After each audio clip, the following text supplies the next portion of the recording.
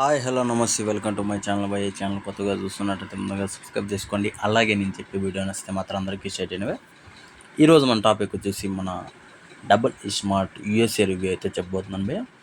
నిజానికి సినిమా ఒక రేంజ్లో ఉంది అని చెప్పడానికంటే ముందు ఇంకొక రేంజ్లో ఉంది అని చెప్పొచ్చు. ఎందుకంటే మళ్ళీ పూరి గారిని అయితే చూస్తాం భయ్య. నిజానికి మనం రామ్ గారిని అయితే చూడడం సినిమాలో. నాకు తెలిసినంత వరకు ఖచ్చితంగా పూరి గారిని అయితే చూస్తాము. అసలు మామూలుగా లేదు భయ్య. నాకు తెలిసినంత వరకు నేను మాటల్లో చెప్పలేకపోతున్నా, ఆ రేంజ్లో ఉంది.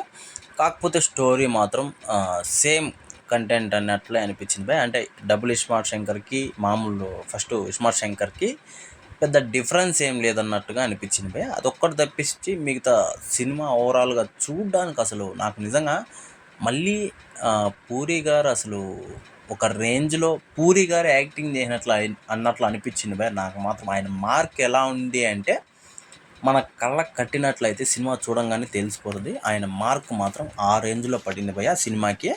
ఇంకా డైలాగుల విషయానికి వస్తే అసలు థియేటర్లో మనము అరుపులతో ఒక రేంజ్లో ఉంటుంది. ఇంకోటి వచ్చేసి మెయిన్ ఈ సినిమాకి అసలు రామ్ గారు యాక్టింగ్కి అది వేరే లెవెల్ అని చెప్పాలి. అలాగే యాక్టింగ్తో పాటు డ్యాన్స్ భయ్య మర్తిపోయింది అనుకోవచ్చు చెప్పాలంటే. ఆయన ఎనర్జీతో ఎవ్వరు మ్యాచ్ చేయలేరు అన్నట్టుగా అయితే ఈ సినిమాలో చేశాడు భయ్య. నిజంగా సూపర్ అనిపించింది నాకైతే. ఇంకోటి వచ్చేసి ఆయన రామ్ గారు ఈ స్టోరీని నిజంగా ఎలా తీసుకున్నాడో నాకు తెలియదు, కానీ ఆ స్టోరీకి ఆయన తగ్గట్టుగా ఎఫెక్ట్ అయితే పెట్టినట్లయితే అనిపిస్తుంది భయ్య. పూరి గారు ఎంత ఎఫెక్ట్ పెట్టారో ఈ స్టోరీ మీద, ఈయన కూడా అంత ఎఫెక్ట్తో చేశారని మాత్రం అనిపించింది. ఇంకా పూరి గారు ఈయన సగం చేస్తే, అంటే పూరి గారు సగము రామ్ గారు సగం యాక్టింగ్ చేస్తే ఎలా ఉంటుందో సేమ్ నాకు అలా అనిపించింది భయ్య.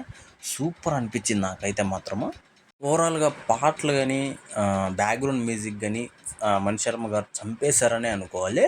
అయితే నేను చెప్పాను కదా ముందుగానే, స్టోరీ మాత్రం కొంచెం నాకైతే ఎక్కలేదు భయ్. ఎందుకంటే కొంచెం అంటే ఫస్ట్ స్టోరీని కొంచెం సాగదీసినట్లు అనిపిస్తుంది, కానీ మిగతా దాని మీద చూపించిన విధానం మాత్రం వేరే లెవెల్ అనే చెప్పాలి. ఆ స్టోరీ కొద్దిగా మార్చిందంటే ఏమన్నా ఇంకొంచెం బాగుండేదని నాకు అనిపించింది భయ. ఇంకా మీకు కూడా అర్థమైపోతుంది చూస్తే, ఖచ్చితంగా స్టోరీ విషయం గురించే మీకు కూడా తెలుస్తుంది.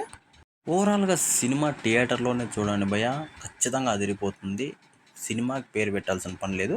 కాకపోతే ఒక్కటి మాత్రం నేను అదే చెప్పాను కదా భయ, స్టోరీ విషయం ఇంకొంచెం జాగ్రత్తగా పూరి గారు తీసుకొని అంటే ఇంకా వేరే నెక్స్ట్ లెవెల్లో ఉండేదని నేను అనుకుంటున్నాను భయ.